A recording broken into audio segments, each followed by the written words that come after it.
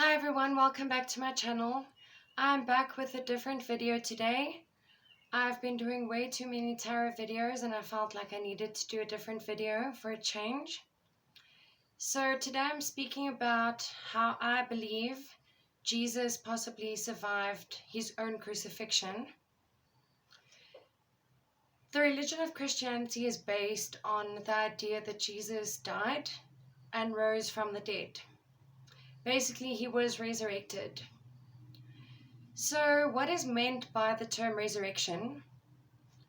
Are people saying that Jesus rose again in physical bodily form or in spiritual form?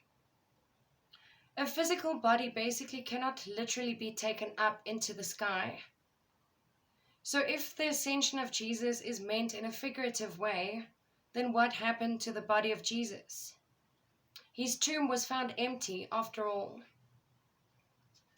So I recently finished reading Khalil Gibran's book called Jesus the Son of Man, and I felt guided to do a video on this subject despite having done a video on the subject before. I just felt like since that time I've gained a lot more insight on the subject and I wanted to share it with you. So after studying all this, I've basically come to the conclusion that the only way of explaining the resurrection is by saying that Jesus in fact survived his crucifixion. There are various reasons for my claim. Firstly, Jesus was aware of his awaited fate. He knew that he would ultimately be captured and, as punishment, that he would be crucified. He had time to prepare himself mentally for this ordeal. Jesus was not only a tremendous spiritual teacher, but also a healer. He must have had extensive knowledge about plants and herbs and their medicinal properties. It is possible that shortly before Jesus was captured, he ingested a mixture of herbs that caused a trance-like state and eventual coma, which made him appear to be dead.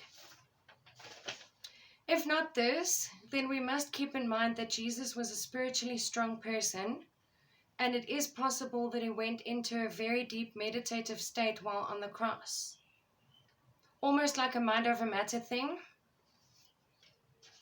Now this is where Pontius Pilate comes in. There is a theory that Pilate staged the death of Jesus because he wanted to give the crowd or public what they wanted while still keeping Jesus alive, as Jesus was encouraging people of the time to pay taxes. But I somehow don't believe this. When Pilate was told Jesus had already died after being on the cross for 3 to 6 hours only, he was surprised, since it sometimes took days for people to die by crucifixion. Pilate instructed the soldiers to not break Jesus' legs, since he was already dead. When a soldier pierced Jesus' side with a spear, blood and water streamed out.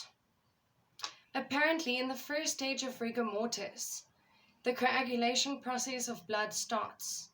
So blood starts clotting, starts solidifying, which makes it possible that Jesus was still alive, since the blood was running out of him. After Jesus' apparent death, Joseph of Arimathea asked for the body of Jesus. It was Joseph of Arimathea who then went with Nicodemus to Jesus' tomb. They took with them some herbs. So specifically the herbs Specifically the herbs aloe and myrrh were mentioned. So these herbs are not embalming herbs. We all know that aloe is an amazing healing herb. It has the property of healing. And myrrh as well. It has healing properties, definitely not embalming properties.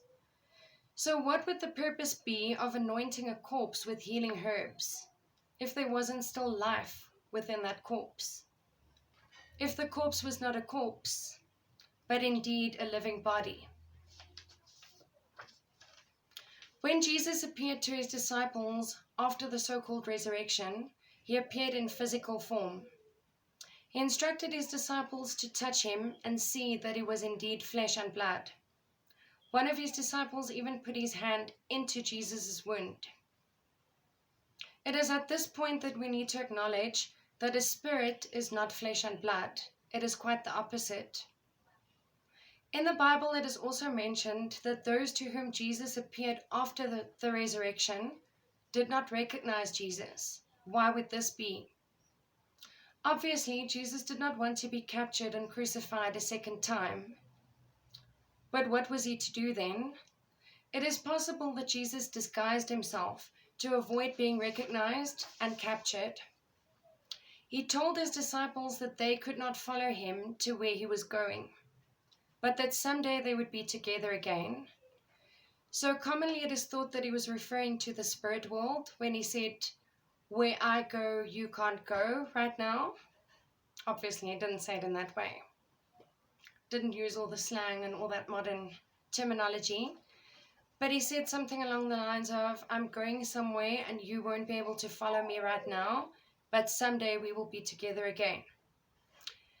So he was not referring to the spirit world. He was literally referring to a physical place, a different country to which he would be traveling because he needed to start a new life somewhere else. He could not stay in that area any longer to avoid being captured and crucified a second time. So basically, the question is, what happened to Jesus? Where did he go? What became of him? The most likely theory is that he then had traveled to India. Apparently, there are records of people mentioning a prophet who came from a foreign land and was living in India. There's even a tomb in India that is thought to be the actual burial place of Jesus, where apparently he was buried after having died of natural causes at an old age. I forgot the name of the tomb now, but I will put it in the discussion or in the about section. Description. I'll put it in the description. Basically, whatever the truth may be, I personally believe that this theory is the most plausible. As I have mentioned, it is not possible for a physical body to just disappear into thin air or to literally ascend into the sky, nor is it possible for a spirit to feel solid and fleshy. I would appreciate any comments and any views regarding this subject. It's always up for a debate. And obviously it is a touchy subject, but nonetheless I feel like if one understands something better, if one has more knowledge about something, then it's easier to believe. And I have to also add right now and right here that regardless of whether Jesus was dead and then rose, regardless of whether the resurrection story is true, it is still nothing short of a miracle.